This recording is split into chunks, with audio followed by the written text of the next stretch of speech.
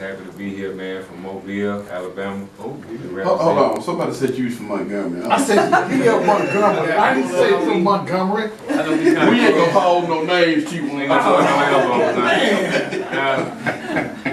Hey, he had you going all the way from Tupelo, Mississippi. Oh man, you know. I got love for the gum too. There you go. There you go. We represent for Alabama. Okay, that's what's up. So, how long you been in the industry, bro? Oh man, probably about 12 plus years, man. 12 plus years being faithful. That's what's up. With the God-given talent, man, God-given gift, man. Started out with winning talent shows in high school, man. You know, just putting it out there, taking a stand and doing good music.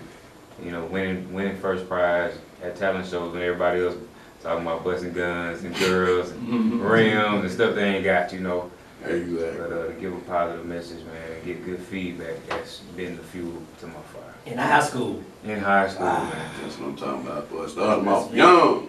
When the principal didn't want to let me in. They looked at my record and said, "Nah, we don't want you." Nah, we don't want you. You know, I was a change man. So. That's what's up. That's what's up. That's what's up. So, any tours or anything, any concerts you got lined up, or are you just going on like a little promotional tour? Or? Right now, it is all about promotion. It's all about promotion and marketing, getting the name out there even more. We've done some overseas things. We did a lot of things throughout the cities. I did some mission work some years back. So now it's just getting back to the city, back to the grind, just reaching out to the lost souls, man. Like I was talking to my big brother T1, man. You know, he works in the prisons, but I work on the streets trying to get them before they go there. Okay. You know, so I work with a lot of young people, man. That's what this music is about, getting to the young people. Right. So, just like I asked T1, you know, you do have your older traditional Christians that's in church, and you know, of course, they always got their opinion. Right. So, how do you handle the older Christian, you know, person that they're used to the old traditional gospel, right, and now you bringing a new flavor in, you know, a little rap here, a little hip hop, right, you know, infused with gospel. How do you handle that? And what do you tell them when they want to, you know, criticize what you're doing? To be completely honest, I have had very little resistance from the older generation. I've had more support.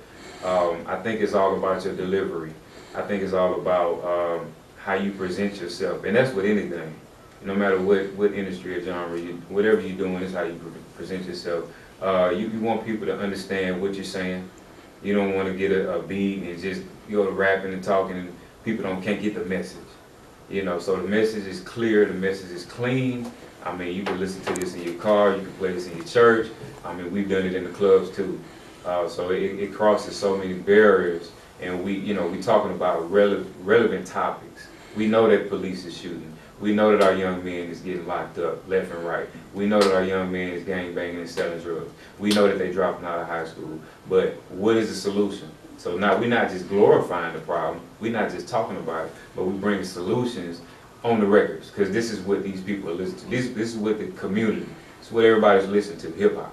Right. See, that's why older people can accept that, because of the way he comes across. There you go. See, he presents that first, so when they see what he's all about, then hey, go for it. Yeah. It's the type of individual he is. Yeah. He's got that positive vibe. It's all inside anyway. Yeah. So, and then it comes out, and the older people sit and say, hey, you got it going on. You know, just go ahead and relate. Right. Hey, I appreciate it. Get your message out. That's it. We did something with the Gospel Diva a few months back. It was a great event, very large event. Had some guys come in from Memphis. It was really good, man. And it was an older crowd. It was an older generation crowd. And so just, you know, praying and just preparing myself to go out center stage. And I felt, I had an idea on how to relate to them. And I said, hey, how y'all doing? I'm 29 years old. I represent your nephew. I represent your son. I represent your grandson. You know, whether they did alive, or whether they might be in jail, or whether they might not be on the path that you think they should be on, I represent them. I represent that young black man that you see every day. You know, so, you know, I appreciate your listening ear. And I had him from that point, and it went over well. So, I got a question for you. So, put you in a situation. I was in a situation, they wanted me to come and do their youth explosion. okay. So when I got to the church, and all of a sudden found out it was like probably 30 people there that were 60 and up. Okay. and probably 2 kids. Okay, so in that situation, how do you present what you do to that older crowd? Right. They really don't understand rap at all. Right. So what do you do? Well, hey man, let's keep it 100, man. I know it's a lot going on in Birmingham. I mean, right now, the hot thing that's going on in Mobile, which just happened, is so tragic. We had a 91-year-old man that was robbed and was shot and later died. And so his funeral, I want to say his funeral is coming up this weekend, man. A buddy of mine, that's his uncle. So, 91 years old, man. This stuff is hitting home. So it's like, okay, what's the solution? Okay, what's going on? Okay, if you're a senior, you're an elderly person, you know, 50, 60 years old, you're retired, you might be fearing for your life. You know, you may be scared to go check your mail. You may be scared to go to the gas station. You may ride past that gas station and go to one where you feel safer. I mean, these are real issues that they're facing. So as an artist, it might have been Bill Cosby or Steve Harvey. He said, man, if you got a microphone in your hand, you have a responsibility. Yeah. So as an artist, it don't matter what crowd, you know, you have something to say if you got substance about you. You see what I'm saying? So you just relate to on whatever level, child, teenagers, adults, you get them on your team. You see what I'm saying? You, just like I said earlier, you relate to them and you say, hey, you know, I'm 29 years old, I'm 30, I'm 15, I'm 21. I represent your grandson, your nephew, you know, your son or whoever. They got somebody in their family that they wish were doing something better with their lives. And you can represent that person. And like I said, you got them at that point. They're going to respect you. You know, just harping on to that, just looking at my boy Dave Darnell, I think one of the things that we're missing, and to help out this whole situation, when Dave and I came up, you know, we had OGs that would snatch us if we did something wrong. Right. Come here, Lord. Let me talk to you. Come here. What if you know? Our men now are scared. They're scared to touch the youth because the youth nowadays really don't fear. They don't fear. And I tell people all the time that talk about, yeah, man, I do this, I do that. You know, you want to be here on your own homeland, busting and killing folks for no reason.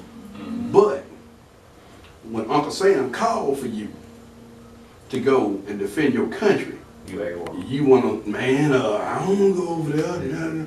I'm gonna tell you a little story. When I was in Iraq, had a dude.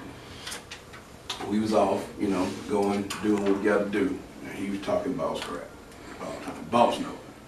Man, I get it good. Yeah. Okay. Time we get in a firefight. He looking behind a tower, telling me they shooting.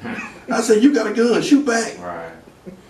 So, for all you so-called thugs and bad boys and whatever y'all want to call yourself, you can kill somebody legally every day over there in Iraq. You want to be tough? Holla at me. That's what I'm saying. I'm like, let's be real. Right. Let's be real. You don't fear death until death touch you. Exactly. But here's the thing. Don't live your life in fear, because you can be walking outside, trip over a rock. You can be in the bathtub, slip and hit your head. You know, you can actually be eating some ice and laugh and choke. Right. If God wants you, I don't care what you're doing. You got yourself locked up in a house all day long. If He wants you, you gone. Don't be in fear and live your life. I've been shot. I've ripped a nerve. I've been stabbed. But it's by my own, that was an accident I did myself. Okay. When I was little trying to ride a bike, and I handled the brake went through. Oh, man. But I got shot in my stomach in 06. 06, April 11th, for saving somebody in a domestic dispute. Wow. Everybody, captains in the police department, I mean, everybody was mad. They was cursing me out. I'm sitting on getting ready to doggone, get surgery. They cursing me out. Right. But my thing is what if that was your mama? What if that was your sister? But if you're a daughter and somebody's about to kill her, and you just step in and you walk away, and 2 hours later you look on TV and that same thing you just passed, you just found out she died. Right, You know, what happened to what has happened to us? right, You know, we don't want to get involved in nothing now. yeah, We want to look the other way. But the thing about it is, just like I said, if God wants you, ain't nothing to stop it. And that's the thing, God wants you here though. Exactly. So that's why you still here. God can do more with you here than with him. Exactly. So that's the thing, God, he want us here. He can use us here, so that's why you still here, my boy. Well, but see, the thing about it is that's why you keep pushing. Don't be afraid. No fear, man. Why are you afraid? No fear. No fear. No fear. Period. And people look at me today and I'm like, but you know, like, you know, from the time it happened, I already knew. I'm not going nowhere. I already knew that. your work's not done I yet. already knew. You know, he slowed me down because he showed me. He was like, hey, you need to slow down. You working too hard. You working too much. You need to slow down. Like, what? But God, I just want to get right here.